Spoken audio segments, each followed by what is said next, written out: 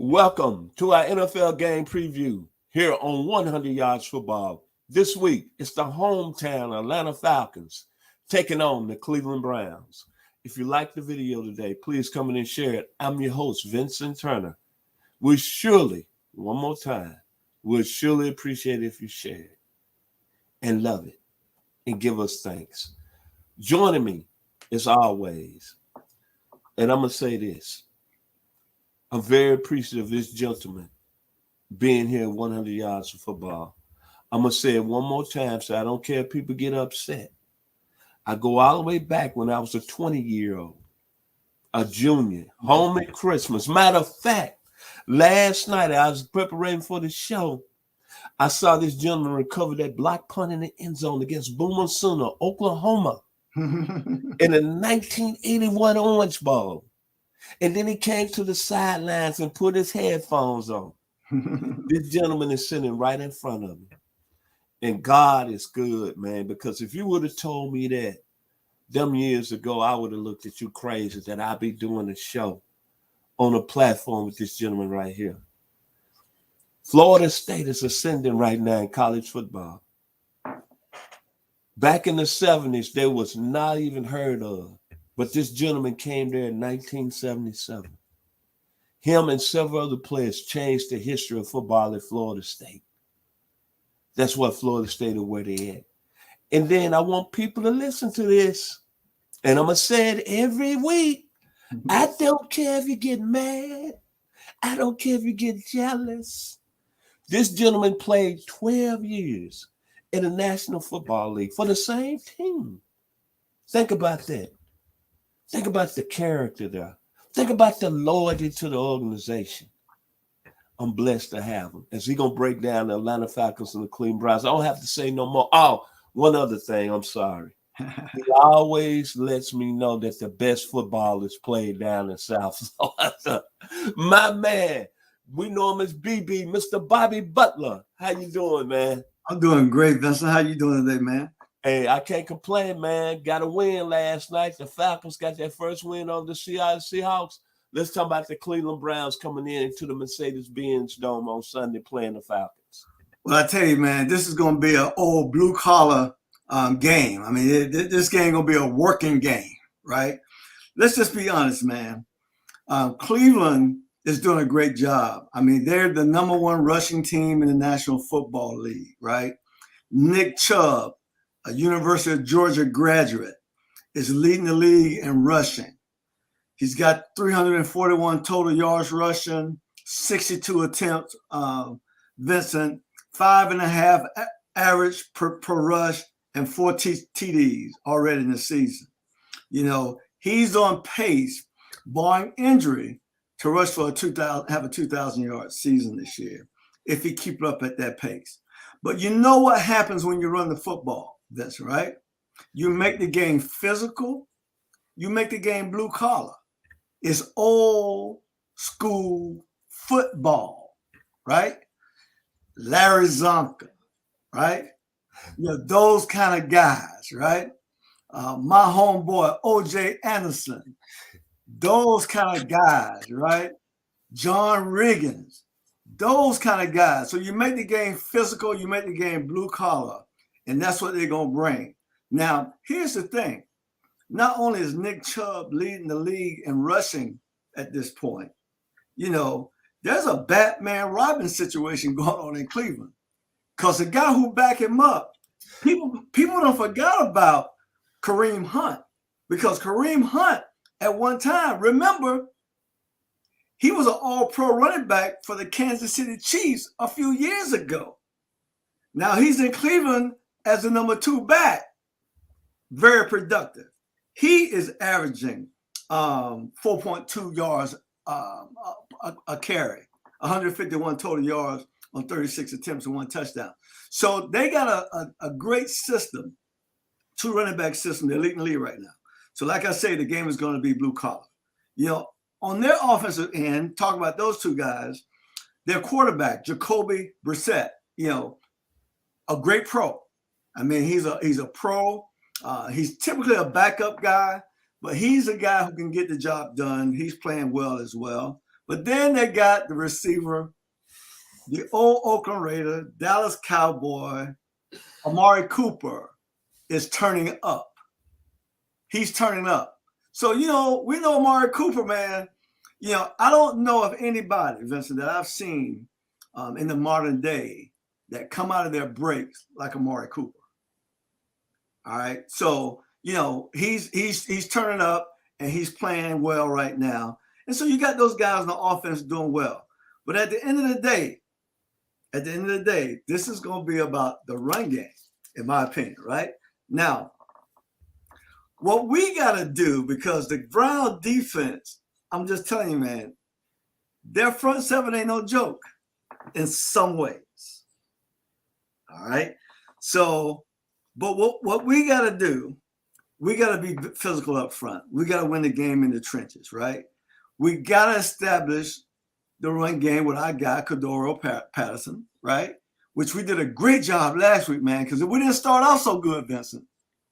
But it ended up, he had 141 yards rushing last week. So we got to win that game for us to be successful this week. We got to outrush the Cleveland Browns this week in the game for us to have success in the game, right?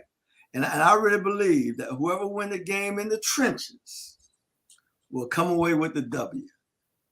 And let me tell you, man, this is going to be a man game because it's going to be one in the trenches. I'm telling you, it's going to be a physical ball game. And it's clear. Coach Smith, that's what he wants. He wants a physical ball club with big playability on the outside. And we know we got the big playability on the outside, right? But can our offensive line match up with the Cleveland Brown defensive front? That's going to be the battle right there. We'll see how that goes, right? But here's the other thing from my perspective, right? I think last week we did a good job. I thought we had a good game plan. I think we stuck with our game plan, and it worked out for us, right? Remember I said last week, what we got to do on offense is we got to run the football. We got to establish a run, and then we got to play action down the field. I thought we did a pretty good, decent job last week with that, right? And we came out with the W. But this game right here, Vincent, is going to be won by coaching. Yeah, it's the first time you might ever hear me say that, because I believe players win games. But this week, the coaches on the sideline may determine this game. And so it's going to be about the chess game. Who can outthink the other coach? Who can offset some things and do some things that's not predictable in the game and catch the other team off balance? I think that's going to be a big factor in the game this week. I can't wait to see it happen. So let's face it. Myles Garrett, Jadeveon Clowney, right? Hey, man, that's two handfuls right there. Now, we don't know if either one of them are going to play this weekend, but we don't know yet, right? We don't know yet. So we got to count them. Put it this way. We're preparing for them to be in the game. So we got to win up front. So here's the thing. These are two great pass rushers, right? So what we got to do? We got to keep the ball on the ground. We got to keep them honest on defense. We just can't give it to them, right? We can't try to throw the ball 100 times in the game because, they're a sack monster. We're going to be in trouble. But we got to establish a run. Our offensive line got to play. Now, here's the thing.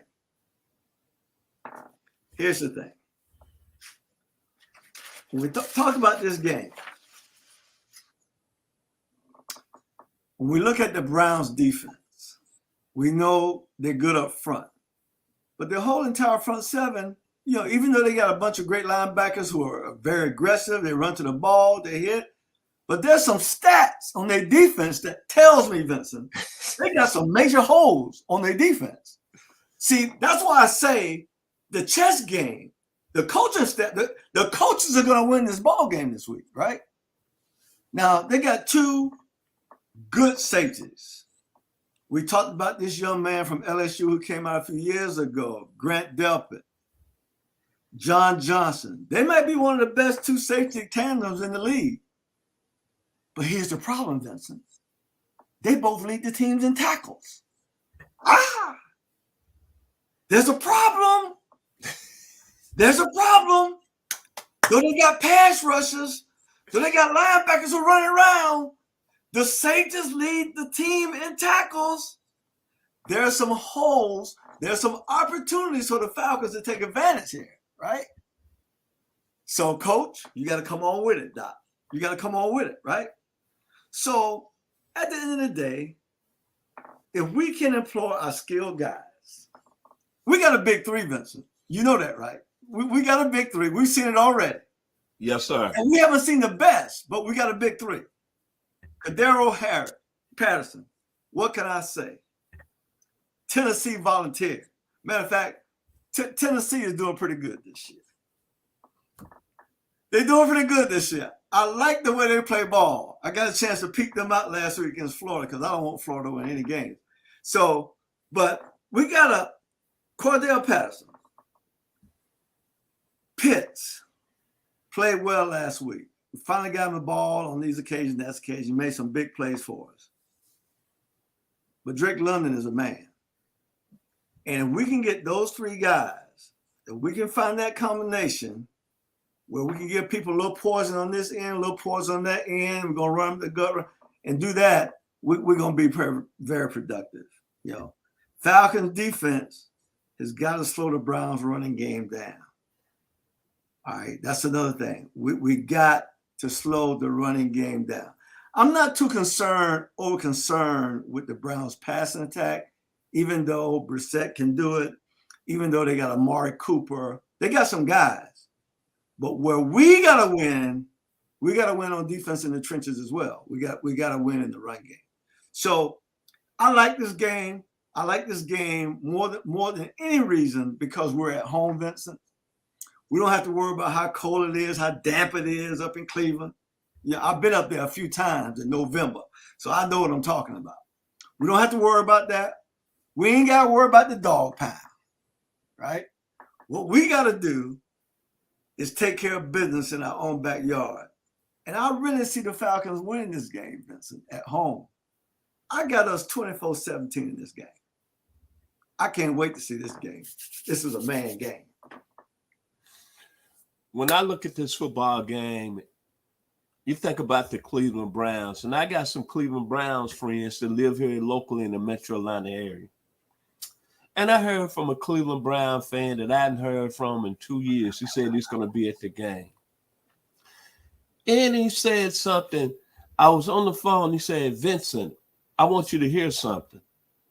He said, I got a ticket to the game. And then he said, I want you to hear this. And I started listening to this song, and it says, O-H-I-O, Ohio, Ohio, Ohio. And then he told me, man, I'm going to be honest. Nick Chubb, I did not see this coming. Mm-hmm. Cedartown, Georgia is going to be in the house. Yeah, no doubt. He's going to have over 100 people in the house. No doubt. Honestly, Bobby, did you think coming out when Nick Chubb came out of Sonny Michel, I thought Sonny Michel was the better running back. And to be honest, I didn't think Nick Chubb had the quickness to play on the next level. I'm going to be honest. He was a good running back at Georgia. Right. But I didn't think he would be the back, 1,400-yard back, and maybe the best back in the game right now. Right. Did you see that coming? I didn't see it coming, but sometimes, Vincent, what happens, you get overshadowed by other talent. You know, when you think about the college game, right? And, you know, when he playing with Chubb playing with his boy over there with him, his boy was doing his thing. Yes, sir. And so you think back on a lot of the great backs that come out of Georgia. Nobody expected a lot of them to do what they did on the next level, right? Yes, sir. And they always seem to do well on the next level. Nick Chubb, man, one of the things I got to say about Nick Chubb that a lot of people don't know, he is faster than you think he is. See, we just want to say he's a big bruising back. No, bro. He got speed with his game. Watch him play. Just watch him play. He's not just a bruiser. He got speed in his game. And so, hey, man, I didn't see it, but he's at the right place for what he's doing. And then my friends started saying, you know, they had a big win last Thursday night over Pittsburgh. That surprised me there. That surprised me too. Then he started putting out names like Otto Graham, Jim Brown, Paul Warfield, Frank Ride, Frank Minifield, they got history. Dixon. They got history, bro. 1964. The Brown, you know how we go as fans. He started singing Super Bowl. But the thing that's been impressive to me before I get into the Falcons with the Cleveland Browns, I'm so surprised that you didn't bring this up. Amari Cooper has changed that whole football team. Oh, there's no doubt about it. South Florida. I was expecting. I guess you gave me a break today. Northwest High School, Northwestern, Miami High, and I tell you this: there's a gentleman that a good friend of mine, Alabama, went to Morgan State. We call him Double Deuce. He has a fantasy league going. He told me last week in an establishment that I was in on Greenbrier Mall over there in Southwest that Amari Cooper was the best route runner in the league. And now you come back and you put the stamp on it. Oh, absolutely. And Amari Cooper, there was one player that I said the Dallas Cowboys did not have to lose in the offseason was Amari Cooper. Look how he's changed that team. Yes. No doubt. Now to the Atlanta Falcons. I don't mean to start anything today, but I got to go back to the gentleman that played quarterback on the 80 team. There was 1-7 in the national championship game. It was really Herschel Walker. You know who I'm talking about. Your initials are BB2. I want you to understand something, sir.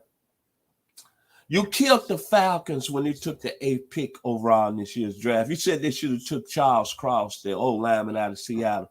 But how you liking that city of Compton, the city of LA, USC?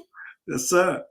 16 receptions on the year, 214 yards. That's right. 2 touchdowns, 13.4 yards a catch. That's right. To all y'all, including the beat writers. You're not talking about Drake London now. And then I want to say this, Bobby. To my man, you know what I'm talking about. You really been killing Arthur Smith, but I want all you people out there to remember this. Arthur Smith is my #1 fan now because he's from the 901. From the 901, that's right. His dad is from Marks, Mississippi, 20 miles outside of Memphis. To all you haters, I know what's going here. See, when your father's a founder of FedEx, a $1 billion company, you think he's privileged. But see, Arthur Smith, I heard this guy, BB, the other guy talking about he didn't think Arthur Smith was a people's person when he first met him at this Falcons gathering with the media. And I'm saying, where's this coming from? But at the end of the day, he don't have to be friendly because he's gotten trained by his father to know how you people think. But you're not saying that now, though. Then you talked about the offensive line, right? If that's been one impressive unit, hats off to you, Texas A&M, Jake Matthews. Hats off to you, Drew Dalman, Stanford University. Hats off to you, Chris Lispin, Boston College. Hats off to you, Caleb McCary, Washington. 179 yards last week. And of course, thank you, Bobby. Cordell Patterson. What more can I say? I'm happy, man. 141 yards last week. Tennessee ranked #8 in the country in the college football scene. What more can I say? Arthur Smith from Memphis, Stack Records, Rufus Thomas, Otis Redding, David Porter, Sam and Dave from your area, Miami. Yeah. So, you know what? This is a good football team, man. Very dangerous. Week in and week out, they're going to be very competitive. Now, a lot of people saying the win total, 3 games, 4 games, 5 games. But this football team going to win some games, whether y'all like it or not. That's right. Whether you have a problem, like Club Nouveau in 86, you had that problem with that J inside your heart, jealousy. The Falcons are here to stay. And Bobby, you know, leading up to last week, the main thing they keep talking about, Kyle Pitts, the 4th overall pick, not getting another touches, not getting enough targets.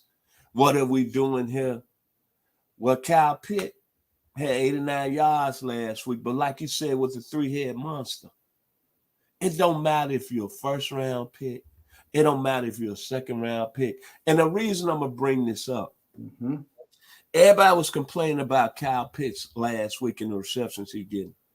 But Kyle Pitts told somebody this. He said, I'm a team player. That's right. That's why God had blessed me with this gentleman in front of me. He stayed with the Falcons for 12 years. It's bigger than that. Sometimes you have to be a bigger man. See, it's bigger.